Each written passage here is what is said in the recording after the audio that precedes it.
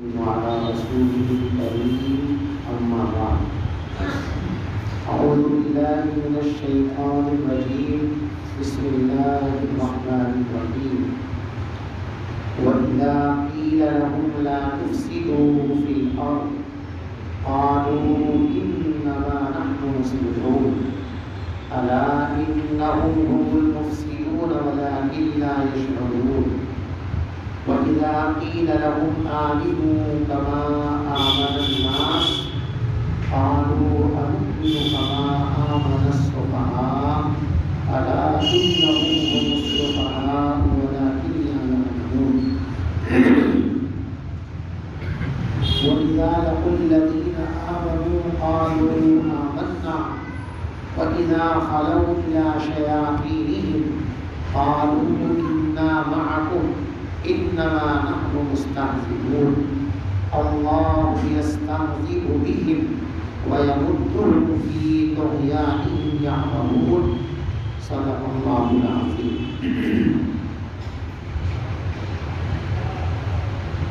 کہ حضور پاک صلی اللہ علیہ وسلم کے زمانے میں مدینہ پاک میں کچھ لوگ اس طرح کے تھے جو ظاہری طور پر یوں کہتے تھے کہ ہم ایمان لے آئے، مسلمان ہو گئے، لیکن دل سے وہ کافر تھے، ان کے دل میں ایمان اور اسلام کہیں سے کہیں تک نہیں رہتا۔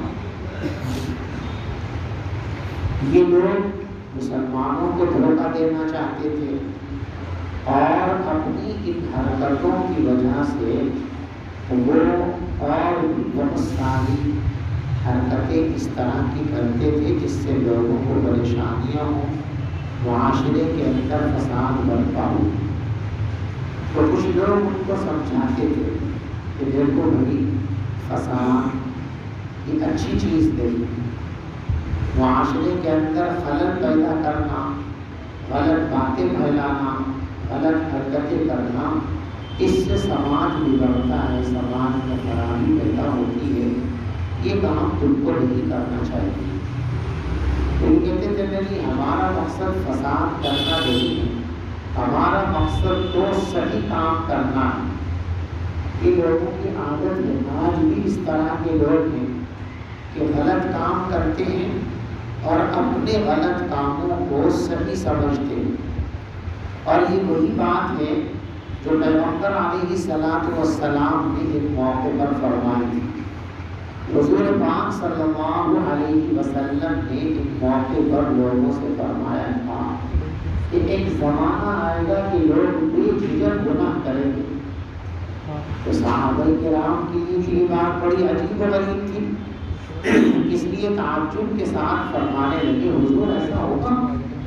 لوگ بے جھجک گناہ کریں گے، کوئی ان کو ڈرنا برابر جھجک نہیں ہوگی، کوئی احساس تک نہیں ہوگا، اس طرح بے فکری سے گناہ کریں گے؟ تو آپ نے فرمایا کہ ہاں ایسا ہوگا اور اس سے بھی برا ہوگا۔ صحابہ نے تعجب سے پوچھا کہ حضرت اس سے برا کیا ہوگا؟ فرمایا کہ اس سے برا یہ ہوگا کہ لوگ گناہ کریں گے اور پھر گناہ کو گناہ نہیں سمجھیں گے۔ حضرت ایسا بھی ہوگا؟ فرمایا کہ ہاں یہ بھی ہوگا اور اس سے بھی زیادہ برے حالات پیش آئیں گے۔ حضرت اس سے برا کیا ہوگا؟ فرمایا کہ ایک زمانہ آئے گا کہ لوگ گناہوں کو اچھائیاں ثابت کرنے لگے، گناہ کریں گے اور پھر وہ ان گناہوں کو گناہ نہیں سمجھیں گے بلکہ زور لگائیں گے، اصرار کریں گے اس پر، لوگوں کو باور کرائیں گے کہ ہم جو یہ کام کر رہے ہیں یہ غلط نہیں، یہ تو اچھا کام ہے۔ اور آج یہ ہو رہا ہے، بے حیائی کو فیشن کا کام دیا جا رہا ہے، غلط کاریوں کو سماجی ضرورت قرار دیا جا رہا ہے، غلط کام کرنے والے نادم اور شرمندہ نہیں بلکہ وہ ان غلطیوں کو اچھا بنا کر پیش کر رہے ہیں، اور جو اچھا کام کرنے والے ہیں ان کو غلط ثابت کر رہے ہیں، اور جو دین پر عمل کرنے والے ہیں ان کو پاگل، ناسمجھ، دیوانہ اور بیوقوف کہتے ہیں۔ لیکن ایسا کچھ نہیں پتا ہے، دنیا کو جانتا ہی نہیں۔ عالم ہیں وہ لوگوں کو یہ بتائے کہ دیکھو یہ چیزیں جو آپ اختیار کر رہے ہیں یہ شریعت کے خلاف ہیں، اللہ کی بخشش کے خلاف ہیں، ان سے اللہ کا عذاب آ سکتا ہے، ان پر اللہ ناراض ہو سکتے ہیں۔ تو کیا کہتے ہیں یہ دنیا کے معاملات بڑے صاحب آپ کا جانے، دنیا کے تقاضے ہیں، یعنی آپ اتنے ناسمجھ اور بیوقوف ہو کہ آپ دنیا کو نہیں سمجھ سکتے۔ یہ خیال اور تصور دراصل منافقین کی وراثت ہے۔ منافقین اور کافر بھی اس زمانے میں ایمان والوں کو بیوقوف سمجھتے تھے، ان کا مذاق اڑاتے تھے کہ دیکھو ایسے معاملے لوگ ہیں، نہ کھانے کے، نہ پینے کے، نہ کپڑے کے، اور اپنی جان ہتھیلی کے لیے مجھے اپنی جان گنوانے کا باول ہیں لوگ۔ تو ہر زمانے میں ایسا ہی ہوتا ہے کہ دین پر عمل کرنے والوں کو، دین کے لیے قربانیاں دینے والوں کو بے عقل سمجھا جاتا ہے، بے شعور سمجھا جاتا ہے، ان کو نکما اور بیکار سمجھا جاتا ہے۔ لیکن دنیا والے کچھ بھی سمجھیں، اللہ کی نگاہ میں عقل مند وہی ہے جو اللہ کے راستے پر خود کو لگا دے۔ اللہ کی نظر میں اچھا وہی ہے جو خود کو اللہ تبارک و تعالیٰ کی شریعت اور اللہ کے احکام کا پابند بنا دے۔ لوگ چاہے اس کو باولا بھی کہنے لگے، بلکہ یہ فرمایا کہ لوگ تم تو عبادت میں اتنے بڑھو کہ بے عقل لوگ تمہیں باولا کہنے لگے۔ تو یہ پہلے سے ایک ریت چلی آ رہی ہے جو آج بھی ہے، اسی کو اس آیت کے اندر بیان کیا گیا۔ وَإِذَا قِيلَ لَهُمْ لَا تُفْسِدُوا فِي الْأَرْضِ، اور جب ان منافقین سے یوں کہا جاتا ہے کہ تم زمین میں فساد برپا مت کرو، تو یوں کہتے ہیں اِنَّمَا نَحْنُ مُصْلِحُونَ، اب تو صحیح کام کرنے والے ہیں۔ الا سنو انہم هم المفسدون، اللہ فرماتے ہیں کہ خبردار ہو جاؤ، یہ لوگ فسادی ہیں، فساد کرنے والے ہیں، لیکن ان کو اس کا ابھی احساس نہیں۔ قیامت کے دن جب آنکھ کھولے گی تب احساس ہوگا کہ کون کیا کما کر کے لایا ہے اور کیا پھر کر کے آیا ہے۔ اور جب ان سے یوں کہا جاتا ہے کہ تم بھی اسی طرح دل سے ایمان لے آؤ جس طریقے سے دوسرے مسلمان دل سے ایمان لے آئے ہیں، تو یوں کہتے تھے اَنُؤْمِنُ كَمَا آمَنَ السُّفَهَاءُ، کیا ہم اس طرح ایمان لے آئے جس طریقے سے یہ بیوقوف لوگ ایمان لے آئے۔ تو ایمان لانے والوں کو، ایمان کے لیے جان کی قربانی دینے والوں کو بیوقوف اور پاگل سمجھتے تھے، ان کو نادان سمجھتے تھے۔ اللہ نے فرمایا الا انہم هم السفہاء، خبردار رہو، ان کے کہنے کی وجہ سے ہمت مت ہار جانا، بولتے مت دیکھ دینا کہ صاحب یہ تو ہمیں باولا سمجھ رہے ہیں تو پیچھے ہٹ جاؤ، تم باولے نہیں ہو، باولے یہی ہیں جو اللہ کے باغی، باولے وہی ہیں جو اللہ کے حکموں کو چھوڑنے والے ہیں۔ اللہ کے حکموں پر چلنے والا بیوقوف اور پاگل اور باولا نہیں ہو سکتا۔ الا انہم هم السفہاء ولکن لا یعلمون، خبردار رہو، یہی لوگ پاگل اور بیوقوف ہیں، البتہ یہ لوگ اس حقیقت کو ابھی جانتے نہیں ہیں۔ قیامت کے دن جب آنکھ کھلے گی تب پتہ ہوگا۔ وَإِذَا لَقُوا الَّذِينَ آمَنُوا قَالُوا آمَنَّا، آگے منافقین کا کردار ذکر کیا جا رہا ہے۔ تو ان کا حال یہ تھا کہ مسلمانوں میں آتے تھے، صحابہ کرام میں آتے تھے تو نبی کی تعریف کرتے تھے، قرآن کی تعریف کرتے تھے، ایمان کی تعریف کرتے تھے، اور دوسرے ہم بھی آپ کی طرح مومن ہیں، آپ کے بھائی ہیں۔ اور جب کافروں کے پاس جاتے تھے تنہائی میں چھپ کے سے، اور وہ ان کو ہار دلاتے تھے کہ کل تک تم ہمارے پانے میں تھے، اب تم مسلمانوں کے پانے میں چلے گئے، اتنا نہ ایسی بات نہیں ہے، وہ تو ہم ان کو بیوقوف بناتے ہیں، ان کا مذاق اڑاتے ہیں جا کر، ورنہ حقیقت میں دل سے تو ہم تمہارے ہی ساتھ ہیں۔ اور جب ان سے کہتے، جب وہ ملتے تھے ایمان لانے والوں سے تو یوں کہتے تھے آمنا، ہم ایمان لے آئے ہیں۔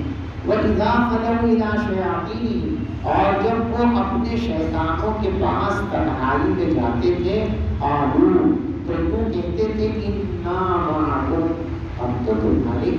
فرماتے ہیں انما نحن مستہزئون، مسلمانوں سے تو ہم ٹھٹا کرتے ہیں، مذاق کرتے ہیں، ان سے تو تفریح کرتے ہیں، ویسے جا کر کے بھی ہم بھی مومن تم بھی مومن۔ اللہ فرماتے ہیں کہ تم کیا ٹھٹا کرو گے، ٹھٹا تو تمہارا ہے، تم ہنس رہے ہو مسلمانوں پر، تم پہ ہنسا جائے گا۔ اللہ یستہزئ بہم، اللہ ہی ان کا مذاق اڑا رہا ہے، ویمدہم، اور اللہ تبارک و تعالیٰ ان کو ڈھیل دے رہا ہے، وہ اپنی سرکشی کے اندر بڑھے چلے جا رہے ہیں۔ دیکھو ایک بات یاد رکھیں، عموماً بہت سے لوگوں سے گناہ جب سرزد ہوتا ہے تو فوراً وہ کسی مصیبت اور پریشانی کا شکار ہو جاتے ہیں، اور بہت سے لوگ گناہ پہ گناہ سرکشی بدکاریاں کرتے رہتے ہیں اور ٹھاٹھ کی زندگی گزرتی ہے، نہ کوئی دکھ، نہ کوئی تکلیف، نہ کوئی پریشانی، نہ فقر و فاقہ، نہ تنگی، ہر چیز بڑھے چلتی ہے۔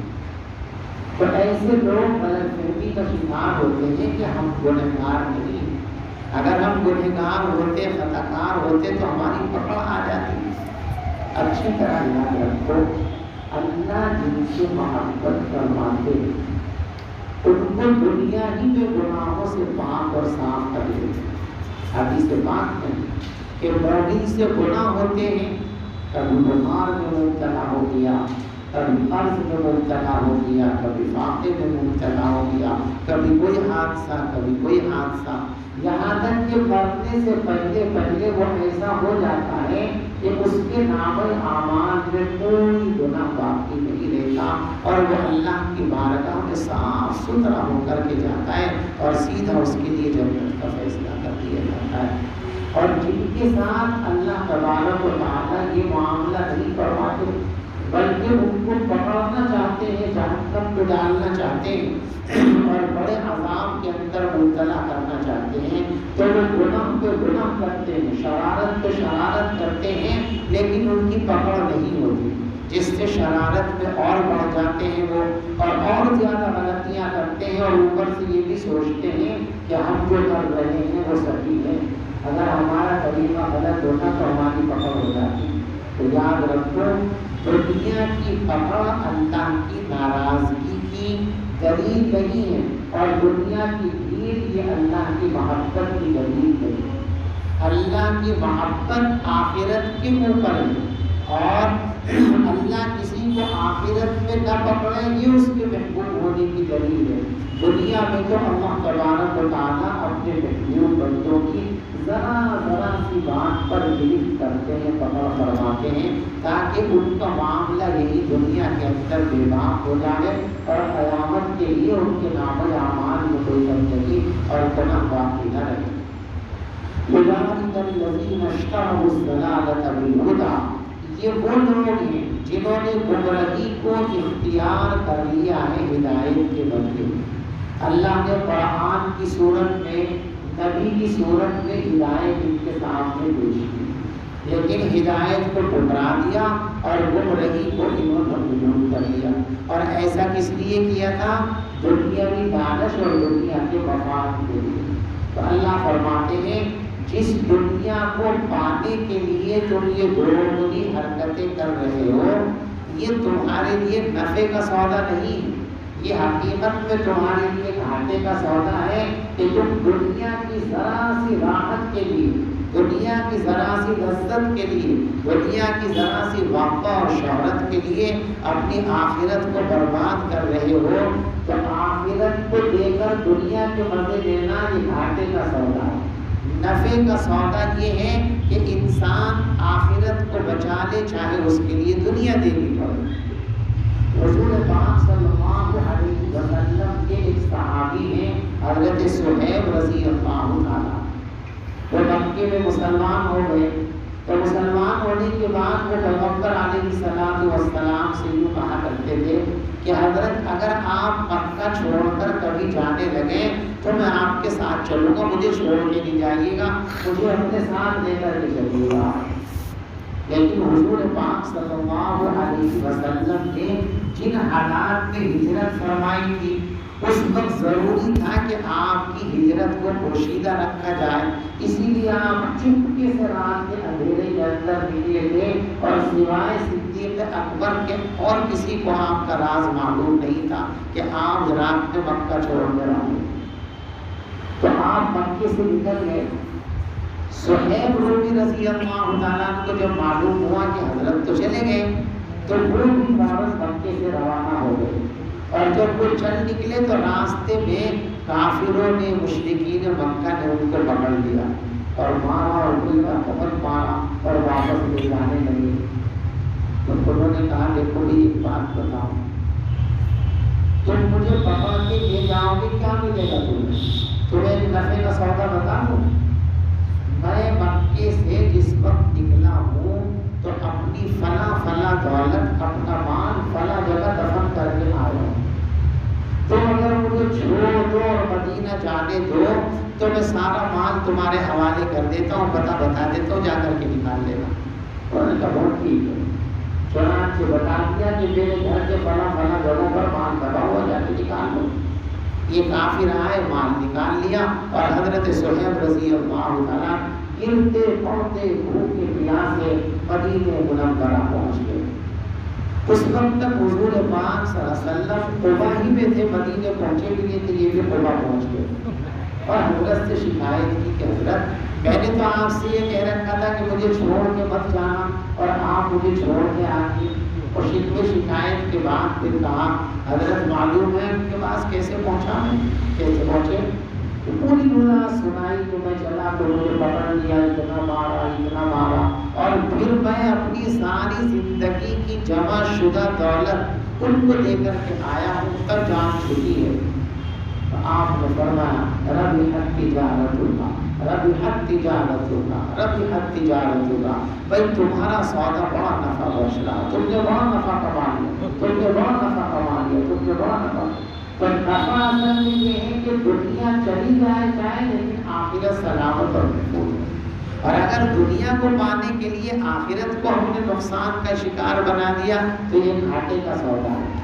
یہ حضرات دنیاوی مفاد کے لیے آخرت کو برباد کر رہے تھے، اس لیے ان کی آنکھ کھولنے کے لیے اور قیامت تک کے انسانوں کو سبق دینے کے لیے فرمایا فما ربحت تجارتہم، ان کی تجارت ان کے لیے فائدے مند نہیں، جو یہ کر رہے ہیں یہ ان کے لیے نفع کا سودا نہیں ہے، بلکہ ان کے لیے گھاٹے کا کاروبار ہے کہ چند روزہ زندگی کی معمولی چیزوں کی خاطر ہمیشہ رہنے والی آخرت کی نعمتوں کا نقصان کر رہے ہیں، اس لیے یہ گھاٹے کے لوگ ہیں۔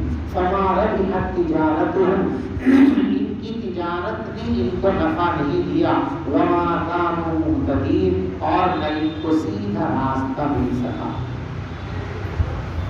جب آدمی کسی چیز میں لگا رہتا ہے تو چاہے مصنوعی اور بناوٹ کے طور پر ہی لگے، کبھی کبھی وہ چیزیں اس پر تھوڑا اثر دکھانے لگتی ہیں۔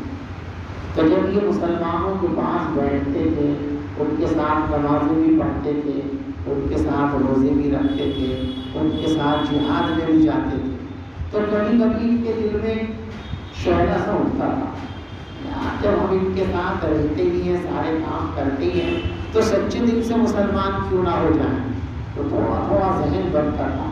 لیکن جیسے مسلمانوں سے ہٹ کر ان لوگوں کے پاس جاتے تھے، پھر ان کی شیطانی گفتگو سننے کے بعد پھر پلٹ کے وہی پہنچ جاتے تھے۔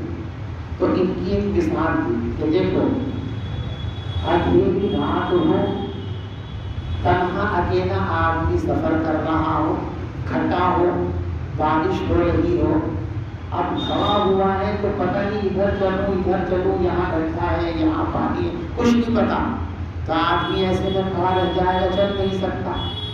اب اچانک بجلی چمکتی ہے، ذرا سی روشنی ہوئی تو کچھ تھوڑا سا دکھا، جلدی سے 4-5 قدم آگے کو بڑھا، پھر اندھیرا ہو گیا، پھر وہیں کھڑا رہ گیا۔ لیکن کے حال بھی ایسا ہی کہ کبھی کبھی مسلمانوں کی صحبت کی برکت سے ذرا خیال پیدا ہوتا ہے کہ سچے دل سے مومن ہو جائیں، لیکن پھر کافروں کے پاس جا کر کے بیٹھتے ہیں تو پھر پلٹ کے وہی پہنچ جاتے ہیں۔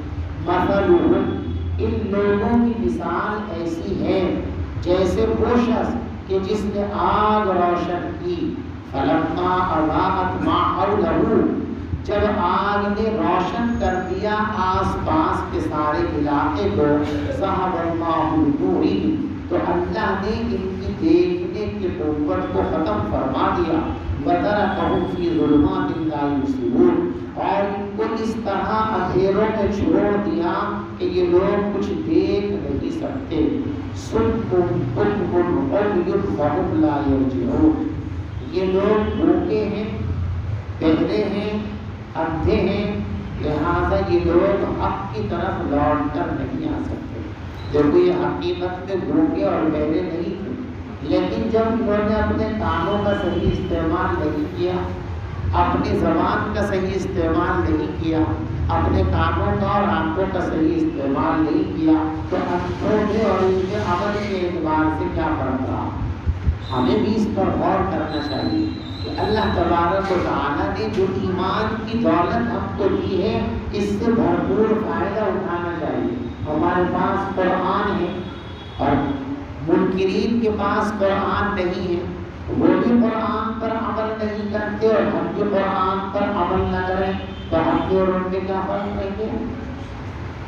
اللہ نے ہم کو ایمان کی دولت دے دی، ہم بھی نماز نہیں پڑھتے، وہ بھی نماز نہیں پڑھتے، تو ان میں ہم میں کیا فرق رہ گیا؟ اللہ نے ہم کو ایمان کی توفیق دے دی، پھر بھی ہم سچ نہیں بولتے، جھوٹ بولتے ہیں، کافر بھی جھوٹ بولتے ہیں، تو ان میں اور ہم میں کیا فرق رہ گیا؟ تو جیسے اندھا کچھ دیکھ نہیں سکتا، بہرا کچھ سن نہیں سکتا، بولا کچھ بول نہیں سکتا، یہ بھی چونکہ حق کو قبول نہیں کر رہے تھے، حق بات زبان سے بول نہیں رہے تھے، حق بات کو سن نہیں رہے تھے، تو فرمایا کہ بھائی یہ بھی ایسے سمجھو جیسے بولتے بہرے اندھے ہو کہ ان کے سامنے کچھ بھی ہو ان کو کوئی فائدہ پہنچنے والا نہیں۔ صم بکم عمی فہم لا یرجعون، اور کصیب من السماء، یا پھر ان کی مثال ایسی سمجھیے کہ آسمان سے موسلا دھار بارش ہو رہی ہو، جس میں اندھیرا ہو اور بجلی کی کڑک ہو اور بجلی کی چمک ہو، یجعلون اصابعهم فی آذانہم، اور یہ اپنے کانوں میں اپنی انگلیاں دے لیں بجلی کی کڑک سے ڈر کر کہیں موت نہ ہو جائے، اور اللہ کافروں کو ہر حال میں گھیر لے گا۔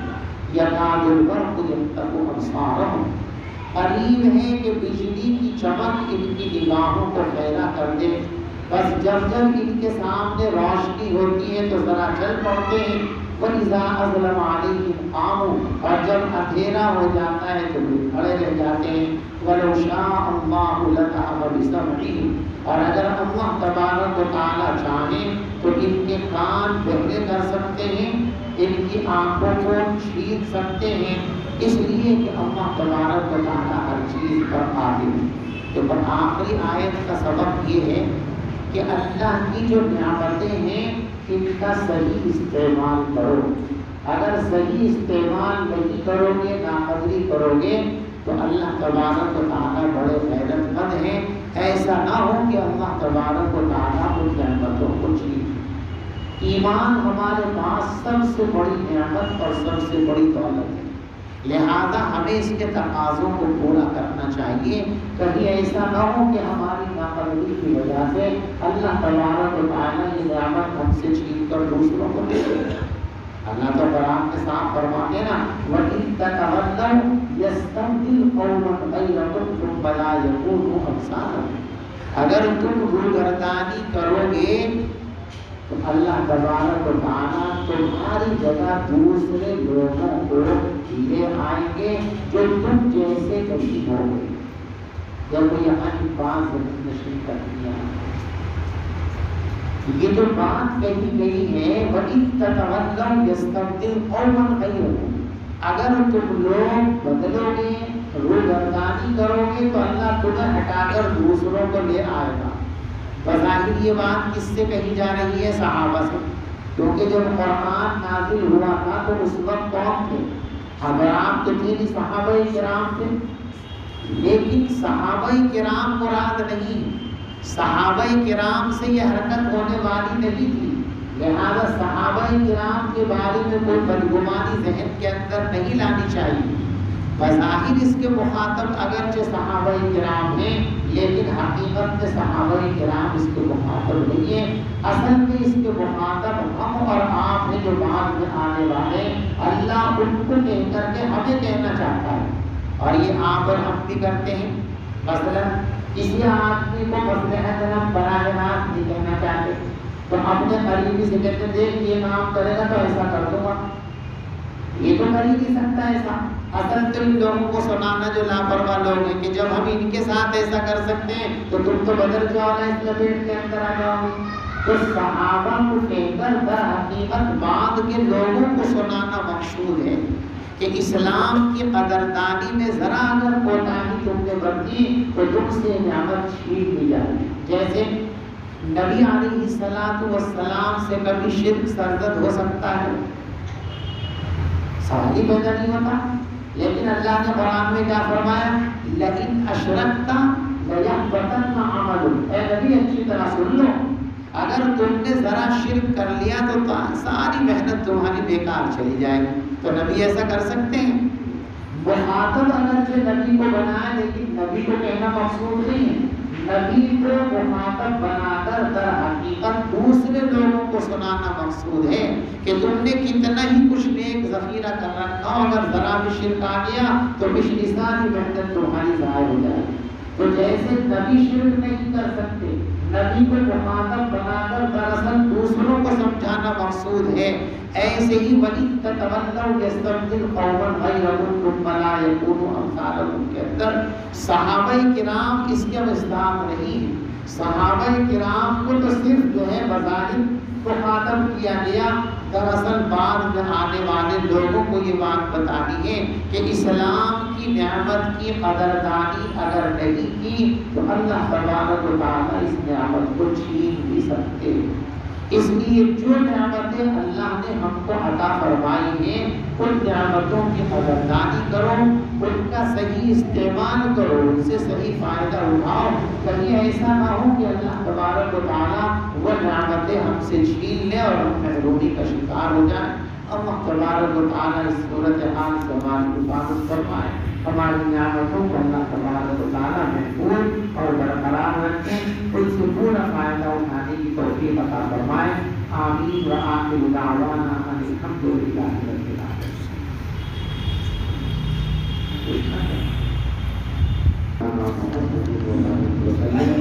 ربنا ظلمنا انفسنا وان لم تغفر لنا وترحمنا لنكونن من الخاسرين ربنا آتنا في الدنيا حسنة وفي الآخرة حسنة وقنا عذاب النار۔ اے اللہ ہمارے گناہوں کو معاف فرما، اے اللہ ہماری خطاؤں کو معاف فرما۔ ہم بہت گنہگار ہیں، بہت گنہگار ہیں، بہت گنہگار ہیں۔ اے ذو الجلال والاکرام، ہمارے گناہوں کی کوئی حد نہیں ہے، کوئی گنتی نہیں ہے، بہت گنہگار ہیں، لیکن اے اللہ آپ کی رحمت اور مغفرت ہمارے گناہوں سے بہت بڑی ہے، بہت بڑی ہے، بہت بڑی ہے۔ آپ اپنی رحمت سے ہمارے گناہوں کو معاف کر دیجیے، ہمارے والدین کو معاف کر دیجیے، ہمارے اساتذہ اور مشائخ کو معاف کر دیجیے، ہمارے گھر والوں کو معاف کر دیجیے، ہماری اولادوں کو معاف کر دیجیے، ہمارے شاگردوں کو معاف کر دیجیے، ہم سے تعلق اور محبت رکھنے والوں کو معاف کر دیجیے۔ اے اللہ ہم سے راضی ہو جائیے، اے اللہ ہم سے خوش ہو جائیے، اے اللہ ہم آپ کے غصے سے آپ کی پناہ چاہتے ہیں، آپ کی پکڑ سے آپ کی پناہ چاہتے ہیں، آپ کے عذاب سے آپ کی پناہ چاہتے ہیں، آپ کی ناراضگی سے آپ کی پناہ چاہتے ہیں۔ اے اللہ اپنی ناراضگی سے ہم کو بچا لیجیے، اپنے غصے سے ہم کو بچا لیجیے، اپنی پکڑ سے ہم کو بچا لیجیے، اپنے عذاب سے ہم کو بچا لیجیے۔ آپ ہمارے ساتھ اپنے درگزر کا معاملہ فرما دیجیے، عافیت عطا فرما دیجیے، ہمارے گناہوں کو معاف فرما دیجیے۔ اللہ جو کام آپ کو اچھے لگتے ہیں وہ کرنے کی توفیق عطا فرما دیجیے، جن کاموں کو آپ پسند نہیں فرماتے ان سے ہماری حفاظت فرما دیجیے، ہمارے متعلقین کی حفاظت فرما دیجیے۔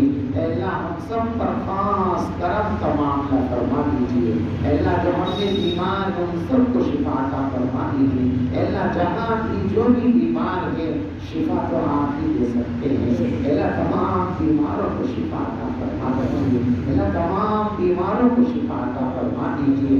اللہ ہماری اس مسجد کے لیے امام ہیں، اللہ آپ کے والد صاحب بھی بہت بیمار ہیں، آپ ان پر بھی رحم فرما دیجیے، ان کو صحت عطا فرما دیجیے، تندرستی عطا فرما دیجیے۔ اے اللہ ان کی بیماری کو دور فرما کر صحت کی نعمت سے ان کو مالا مال فرما دیجیے۔ اے اللہ جو پریشان ہیں ان کی پریشانیوں کو دور فرما دیجیے، جو مقروض ہیں عزت کے ساتھ ان کے قرضوں کی ادائیگی کو انتظام فرما دیجیے۔ اے اللہ ہم سب کی حاجتیں اور ضرورتیں ہم سے زیادہ آپ کو معلوم ہیں، آپ ہماری دنیا اور آخرت کی تمام حاجتوں اور ضرورتوں کو پورا فرما دیجیے۔ اے رب ذوالجلال آپ ہماری دعاؤں کو محض اپنے فضل و کرم سے قبول فرما لیجیے۔ ربنا تقبل منا انک انت السمیع العلیم وتب علینا انک انت التواب الرحیم، وصلی اللہ تعالی علی خیر خلقہ محمد وعلی آلہ وصحبہ اجمعین برحمتک یا